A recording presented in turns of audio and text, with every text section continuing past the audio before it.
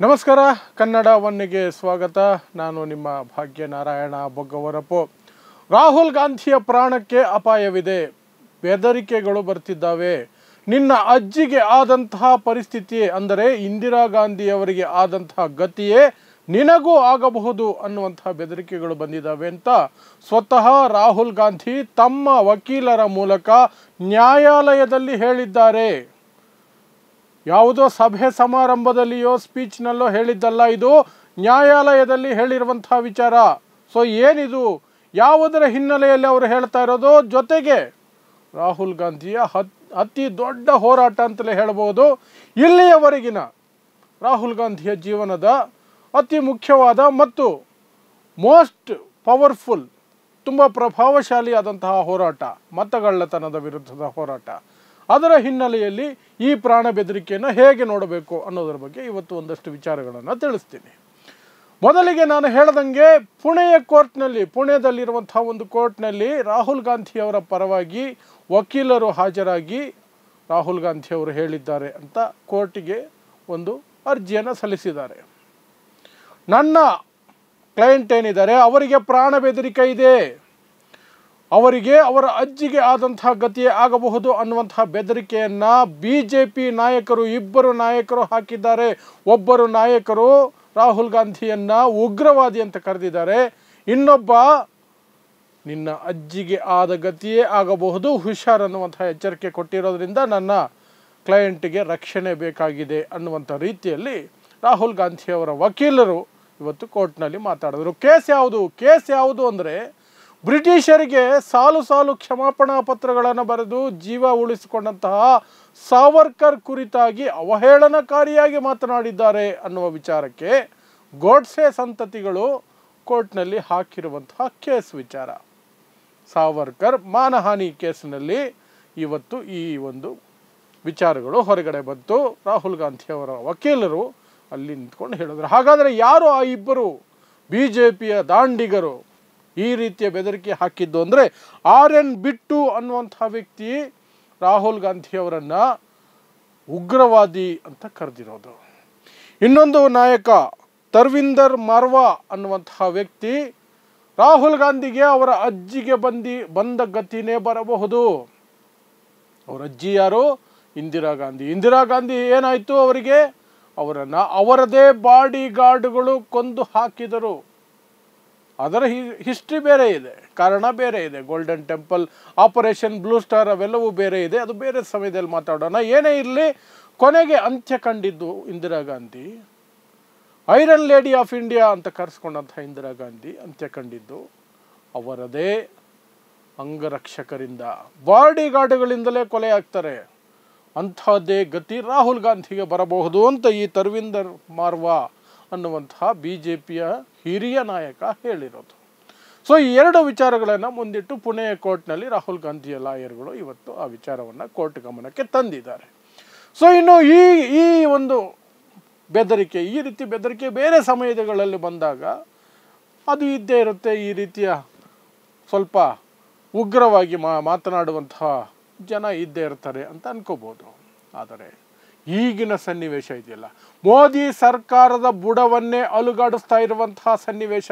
ಇಡೀ ದೇಶದಲ್ಲಿ ಮೊದಲ ಬಾರಿಗೆ ಇಷ್ಟು ದಿನಗಳ ರಾಹುಲ್ ಗಾಂಧಿಯ ಹೋರಾಟದ ಹೆಸರಲ್ಲಿ ಏನೆಲ್ಲ ನಡೀತೋ ಅದು ಯಾವುದನ್ನು ಸಹ ಜನ 100% ಸ್ವೀಕರಿಸಿರಲಿಲ್ಲ. 100% ಸ್ವೀಕರಿಸಿರಲಿಲ್ಲ, ಅದು ಚುನಾವಣೆಗಳಲ್ಲಿ ಗೊತ್ತಾಗ್ತಿತ್ತು.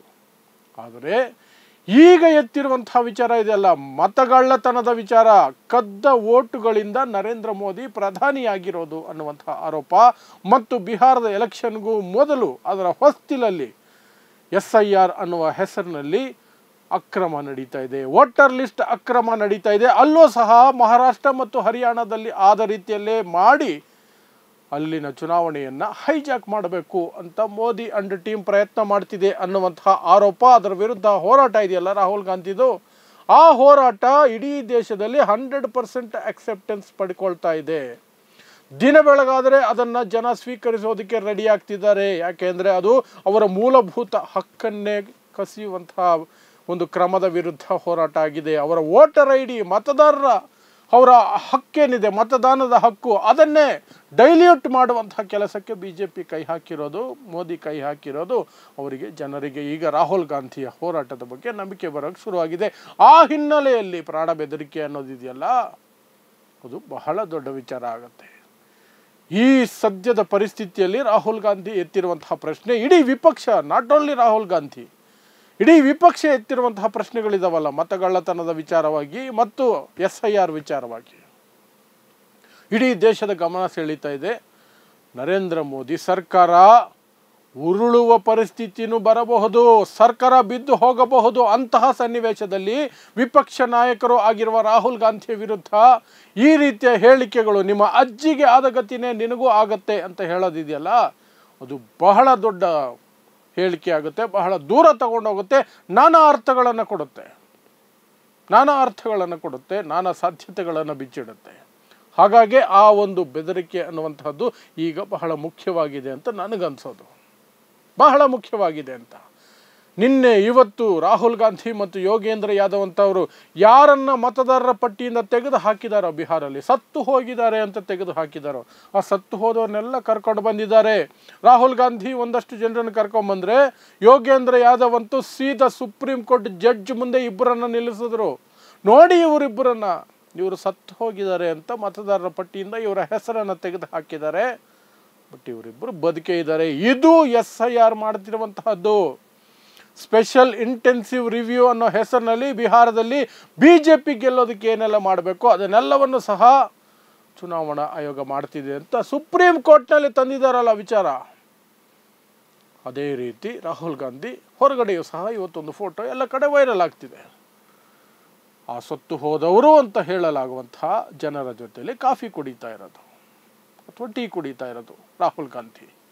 ಅವರನ್ನು ಮತದಾರರ ಪಟ್ಟಿಯಲ್ಲಿ ಚುನಾವಣಾ ಆಯೋಗದ ಪ್ರಕಾರ ಅವರೆಲ್ಲ ಸತ್ತು ಹೋಗಿದ್ದಾರೆ. ಸೊ ಆ ಹಿನ್ನೆಲೆಯಲ್ಲೇ ಈ ಒಂದು ಪ್ರಾಣ ಬೆದರಿಕೆ ಅನ್ನುವಂಥದ್ದು ಇದೆಯಲ್ಲ, ಇದು ಬಹಳ ದೊಡ್ಡ ಗಂಭೀರವಾದ ವಿಚಾರ ಆಗುತ್ತೆ. ಸೊ ಇದನ್ನು ಕಾಂಗ್ರೆಸ್ ದೊಡ್ಡ ಮಟ್ಟದಲ್ಲಿ ಎತ್ತುವ ಸಾಧ್ಯತೆಗಳು ಇದ್ದಾವೆ. ಅದರ ಜೊತೆಗೆ ಅವರ ಸುರಕ್ಷತೆಯ ಬಗ್ಗೆಯೂ ಸಹ ಈಗ ಪ್ರಶ್ನೆಗಳು ಬರೋದಕ್ಕೆ ಸಾಧ್ಯತೆಗಳಿರ್ತವೆ. ಅಂಗರಕ್ಷಕರಿಂದಲೇ ಇಂದಿರಾ ಗಾಂಧಿಯವರು ಕೊಲೆಯಾಗಿತ್ತು. ರಾಹುಲ್ ಗಾಂಧಿಯವ್ರಿಗೂ ಅಂಗರಕ್ಷಕರೇ ಬಹಳ ದೊಡ್ಡ ಸುರಕ್ಷತೆ. ಸೊ ಅದರ ಬಗ್ಗೆಯೂ ಈಗ ಪ್ರಶ್ನೆಗಳು ಎದ್ದೇಳುತ್ತವೆ. ಯಾಕೆಂದರೆ ಹೇಳಿಕೆ ಕೊಟ್ಟಿರೋರು BJPಯ ಸೀನಿಯರ್ ಲೀಡರ್ಸ್. ಅವ್ರು ಯಾರೋ ಸಣ್ಣ ಪುಟ್ಟ ಲೀಡರ್ಸೋ ಕಾರ್ಯಕರ್ತರು ಫೇಸ್ಬುಕ್ಕಲ್ಲಿ ಮಾತಾಡೋರು, ಯೂಟ್ಯೂಬಲ್ಲಿ ಮಾತಾಡೋರು ಅಲ್ಲ, ಪಕ್ಷದಲ್ಲಿ ಪದಾಧಿಕಾರಿಗಳಾಗಿರುವಂಥವರು, ದೊಡ್ಡ ಲೀಡರ್ಗಳು. ಹಾಗಾಗಿ ಅದು ಬಹಳ ಗಂಭೀರ ಆಗುತ್ತೆ. ಸೊ ನೋಡೋಣ ಇದಕ್ಕೆ ಸರ್ಕಾರದ ಕಡೆಯಿಂದ ಏನು ಪ್ರತಿಕ್ರಿಯೆ ಬರುತ್ತೆ, ಜನರ ಕಡೆಯಿಂದ ಏನು ಪ್ರತಿಕ್ರಿಯೆ ಬರುತ್ತೆ. ಮೊಟ್ಟ ಮೊದಲಿಗೆ ಅದು ಇಂಪಾರ್ಟೆಂಟು. ಅದು ಬಿಹಾರದ ಚುನಾವಣೆ ಫಲಿತಾಂಶಗಳಲ್ಲೇ ಗೊತ್ತಾಗೋದು. ಅಲ್ಲಿಯವರೆಗೆ ನಾವು ಕಾಯಲೇಬೇಕು. ಬಿಹಾರದ ಚುನಾವಣಾ ಫಲಿತಾಂಶಗಳಲ್ಲಿ ಸ್ಪಷ್ಟವಾಗಿ ಗೊತ್ತಾಗುತ್ತೆ ಈ ಹೋರಾಟದ ಎಫೆಕ್ಟ್ ಎಷ್ಟಿದೆ. ಮೋದಿ ಅಂಡ್ ಗ್ಯಾಂಗ್ ಮಾಡ್ತಿರುವಂತಹ ಅಟ್ಯಾಕ್ ಏನಿದೆ ಈ ಡೆಮೋಕ್ರಸಿ ಮೇಲೆ, ಮತದಾರರ ಮೇಲೆ, ಮತದಾರರ ಪಟ್ಟಿಯ ಮೇಲೆ, ಅದಕ್ಕೆ ಜನರ ಪ್ರತಿಕ್ರಿಯೆ ಏನು ಅನ್ನೋದು ಸಹ ಬಿಹಾರದ ಚುನಾವಣೆಯಲ್ಲಿ ಗೊತ್ತಾಗುತ್ತೆ. So we will wait and see. ಇದಿಷ್ಟು ರಾಹುಲ್ ಗಾಂಧಿಗೆ ಬಂದಿರುವ ಪ್ರಾಣ ಬೆದರಿಕೆ ವಿಚಾರ ಮತ್ತು ಅವರ ಹೋರಾಟ ಏನು ನಡೀತಾ ಇದೆಯಲ್ಲ ಮತಗಳ ಕಳ್ಳತನದ ವಿರುದ್ಧ, ಅದಕ್ಕೆ ಸಂಬಂಧಿಸಿದಂತಹ ವಿಚಾರ. ಸೊ ನೋಡ್ತಾ ಇರಿ ಸಮಾಜಕ್ಕಾಗಿ ಕನ್ನಡ 1 ನ್ಯೂಸ್. ನಮಸ್ಕಾರ.